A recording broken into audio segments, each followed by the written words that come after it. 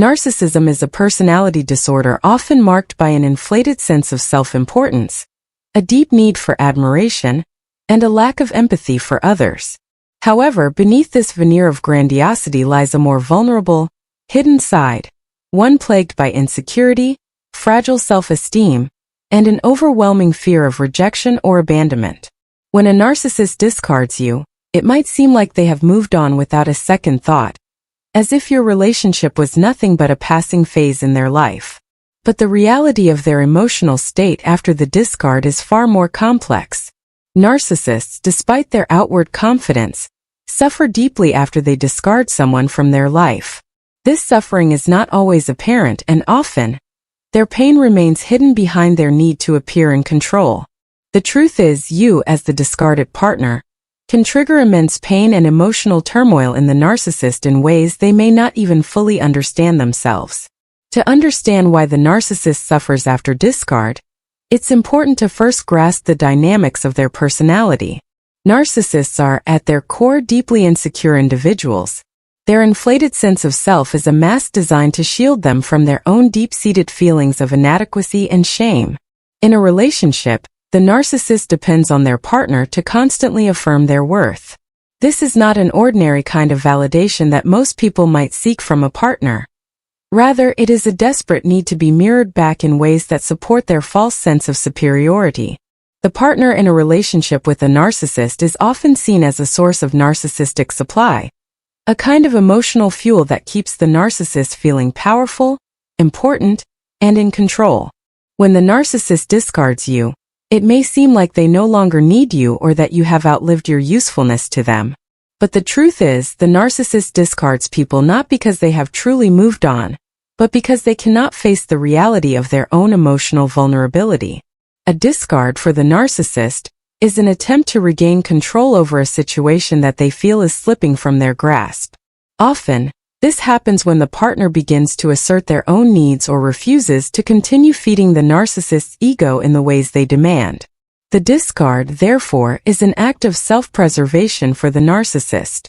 It allows them to avoid the feelings of rejection and abandonment that they fear most deeply. But here's where the hidden pain comes in. After the discard, the narcissist does not simply move on unscathed. Despite their attempts to act as though they are unaffected, the narcissist begins to experience a form of psychological withdrawal. This withdrawal happens because the narcissistic supply you provided is no longer available to them. They may seek out new sources of supply, jumping into new relationships or surrounding themselves with admirers, but these new sources often do not satisfy them in the same way. The narcissist becomes haunted by the idea that they have lost something valuable, something that made them feel important and validated. The suffering of the narcissist after discard is further amplified by their deep sense of shame and self-loathing. While they may project an image of superiority, internally, narcissists often feel empty and worthless. The discard triggers these feelings because, in cutting you off, they have also cut off a significant source of external validation. This internal struggle is where their suffering truly begins. The narcissist cannot escape the gnawing sense that they are not as powerful or in control as they would like to believe. The discard was meant to reassert their dominance, but instead, it leaves them feeling more vulnerable than ever. At the same time, the narcissist is also deeply concerned with how they are perceived by others. They need to maintain their image as strong, self-sufficient, and unbothered by emotional matters. However, after the discard, they often find that their facade starts to crack. If you, as the discarded partner, appear to move on or even thrive without them, it deals a significant blow to their ego. This is because the narcissist expects to be the center of your world, even after they have discarded you. They cannot comprehend the idea that you might not need them, or that you could find happiness without their presence. Your ability to rebuild your life triggers the narcissist's deepest insecurities, because it reminds them that they are not as indispensable as they like to believe. One of the most painful things for the narcissist after a discard is the realization that they are no longer in control of you. Narcissists thrive on controlling their relationships and the people in them. They manipulate and gaslight to keep their partners confused and dependent on them. When you are discarded and then show signs of independence, it shatters the narcissist's illusion of control. They begin to experience feelings of rage, jealousy, and a profound sense of loss, even if they would never admit it openly. This hidden pain festers, creating a cycle of suffering that the narcissist struggles to manage. Another reason the narcissist suffers after discard is the overwhelming fear of being forgotten. For narcissists, being forgotten is akin to ceasing to exist. They need to be remembered, talked about, and admired, even if the attention is negative. When you no longer engage with them or speak about them, the narcissist feels as though they are fading into insignificance. This fear of irrelevance is one of the most devastating feelings for a narcissist, and it often drives them to attempt to re-enter your life, either through hoovering or other manipulative tactics. The narcissist may send cryptic messages, attempt to rekindle contact, or provoke you in some way just to re-establish themselves in your mind. But this behavior only masks the profound sense of emptiness they feel after the discard. The narcissist's pain is also compounded by the fact that they often lack the emotional tools to process their feelings in a healthy way. Narcissists are notorious for avoiding introspection. Instead of dealing with their feelings of insecurity, shame, or loneliness, they project these emotions onto others, blaming them for their pain. After a discard, this projection often intensifies. The narcissist may become obsessed with blaming you for the relationship's failure or convincing themselves that you were the problem all along. But deep down, these rationalizations do little to ease their suffering. The narcissist is left with a void that they cannot fill on their own. Your existence after the discard is a constant reminder to the narcissist of their failure to maintain control. It doesn't matter if you go out of your way to avoid them or try to live your life quietly. The very fact that you continue to exist outside of their influence causes them discomfort. The narcissist cannot bear the thought that you are no longer invested in their narrative. This is why many narcissists engage in smear campaigns or try to damage your reputation after a discard. These actions are not just about punishing you, they are also about trying to reassert their control over how you are perceived by others and by themselves. Narcissists often engage in cyclical relationships, alternating between idealizing their partner and then devaluing them before eventually discarding them. This cycle repeats because the narcissist never truly resolves the underlying issues that drive their behavior. After each discard, the narcissist becomes more aware of their own fragility, and this awareness intensifies their suffering. They may enter new relationships or pursue new sources of narcissistic supply, but the underlying emptiness remains. The more they try to fill this void with external validation, the more desperate and unfulfilled they become. Your ability to move on from the narcissist can also create an immense sense of jealousy. Narcissists view relationships as a competition, and when you show signs of healing or happiness without them, they feel as though they have lost. This loss is deeply wounding to their fragile ego. It's not uncommon for narcissists to try to sabotage your attempts to rebuild your life after a discard, whether through direct interference or more covert means. The thought of you succeeding without their influence triggers feelings of inadequacy and failure in the narcissist, even though they would never admit to these feelings. In conclusion, the narcissist suffering after a discard is a complex and multifaceted emotional experience. While they may appear to be unbothered on the surface, their internal world is often one of intense pain, insecurity, and emotional turmoil. The discard may have been an attempt to regain control, but it ultimately leaves the narcissist feeling more vulnerable than ever. As the discarded partner, your ability to move on and live your life independently of the narcissist triggers their deepest fears and insecurities. They suffer because they cannot control you, because they fear being forgotten, and because they are forced to confront the emptiness that lies beneath their grandiose facade. Even though the narcissist may try to hide their pain behind a mask of indifference, it is always there, lurking just beneath the surface. The renowned Stoic philosopher Epictetus once said, What matters is not what happens to you, but how you react to it. Think of this wisdom as your armor against life's tempests, particularly when dealing with narcissists and other difficult individuals. How do you handle a troublesome boss, a disruptive family member, or anyone else who leaves you feeling exhausted? The answer lies in stoicism. The Stoics possessed a hidden tool that fortified their resilience amidst adversity. Instead of engaging in futile battles, they employed Stoic principles to manage the negative actions of narcissists. This isn't just a rehashing of ancient philosophy. It's about applying Stoic insights to modern challenges. In this video, we'll explore how Stoicism can empower you to not only endure but flourish in a world filled with narcissists. Imagine turning narcissists' attempts to hurt you into chances to grow as a person and find peace within yourself. Let's learn more about these Stoic ideas to live a calm and strong life even when things go wrong. Here are 4 things you can do to stay calm and get stronger when you're around narcissists. Please watch this video. By doing so, you show that you want to grow as a person and make good changes. Now let's begin. 1. Decrease the narcissist's power. Going beyond just avoiding the narcissist's behavior is not enough to keep yourself away from them.